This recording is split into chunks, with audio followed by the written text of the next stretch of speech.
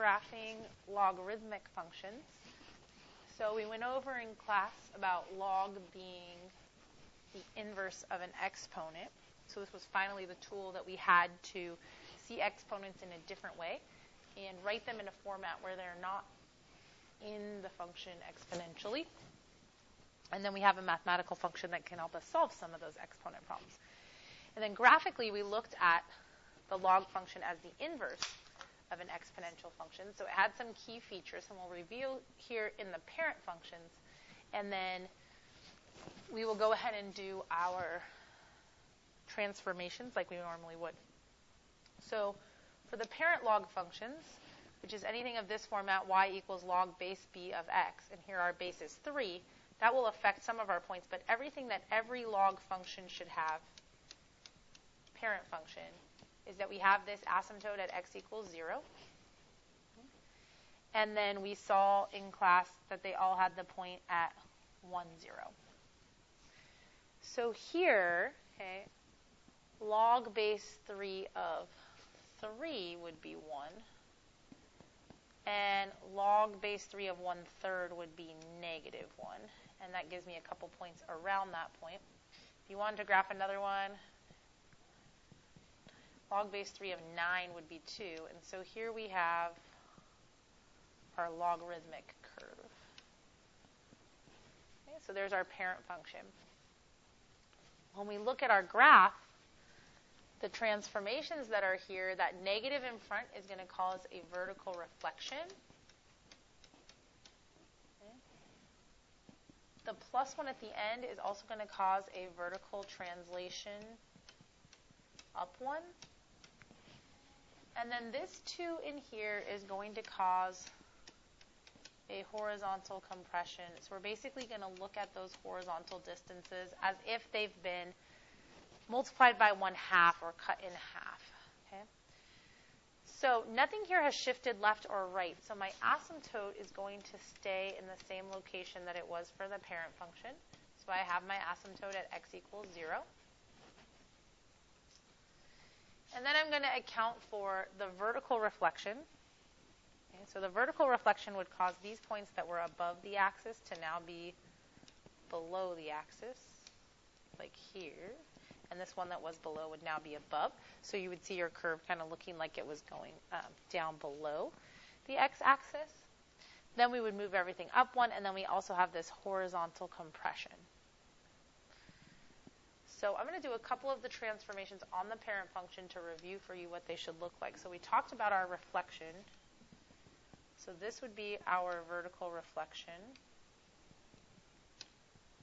And so the graph would go like this.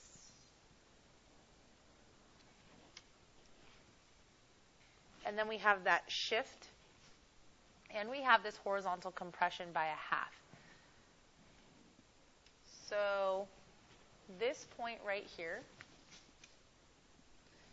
if we horizontally compress that by 1/2, right now it's 1/3 of a unit from the asymptote. And if we times that by 1/2, we're going to graph it so it's only 1/6 of a unit from the asymptote.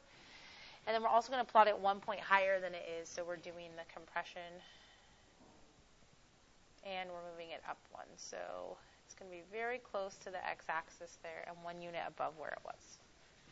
So here, the horizontal distance was 1, but if we times that by 1/2, we're going to replot that point so that it's only 1/2 a unit away from the asymptote horizontally and also 1 unit above where it was before. So here. This point right here was 3 units horizontally from the asymptote. So we're going to move it so it's only 1.5 units away from the asymptote and 1 unit above where it was. Okay. And if you wanted to do that extra point that we had graphed here, this point is 9 units away from the asymptote. So we would graph it so it's 9/2 or 4.5 units away from the asymptote and 1 unit above where it was. So this is our log function after being reflected, horizontally compressed, and translated up 1 unit. The domain for this, notice in a log function, the restrictions are on the domain. We have this vertical asymptote saying not only is it undefined if we plug in 0 in this case, but also everything to the left. So x has to be bigger than 0 in order for us to do this calculation. And then for our range, it's all real numbers. Okay. So we're going to look at one other log function graph. All right, so here we have y equals log base 1/2 of x, So we're going to go ahead, graph the parent, so we know we have this asymptote at x equals 0 and this point at 1, 0. And in this case, 1/2 would give us a y value of 1, and 2 would give us a y value of -1, and if you wanted another point, 4 would give you a y value of -2. So given here that the base is less than 1/2, just like we saw with the difference between exponential growth and exponential decay, we see a difference in the log graphs here as well. As far as the transformations, there is a vertical stretch because of the factor of 3 in front of the function, and then there is a horizontal translation left 2.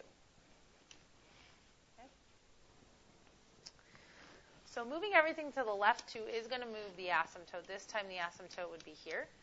And if you kind of arrange the points around the asymptote how they were before, that would be fine if there was no other transformations, but there was a vertical stretch here. Okay. Now here, like we talked about in class, our vertical stretch is not going to affect this point right here, because a vertical stretch is the putting in front of the log that's multiplying it.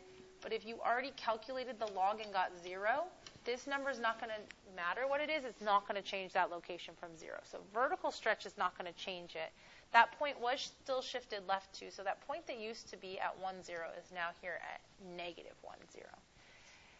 And then we're going to measure vertical distances of those points around it and where they should go. So this point right here is 1/2 unit to the left of that point. That's going to remain the same. It was a vertical distance of 1 unit away from that point, but now when that's multiplied by 3, we're going to replot this point 3 units. So still 1/2 unit to the left of that point, but now 3 units above rather than 1 unit above. Okay. Same here. So this point was 1 unit to the right and 1 unit down. It's that vertical distance that we're changing. So 1 times 3 is 3. That's that vertical distance again. So it's still going to be 1 unit to the right, but it's going to be 3 units down. And if you wanted to plot that extra point we had here, this was 3 units to the right, which will remain. It used to be 2 units vertically away. When I times that by 3, it's going to be 6. So still 3 units to the right, but now 6 units lower.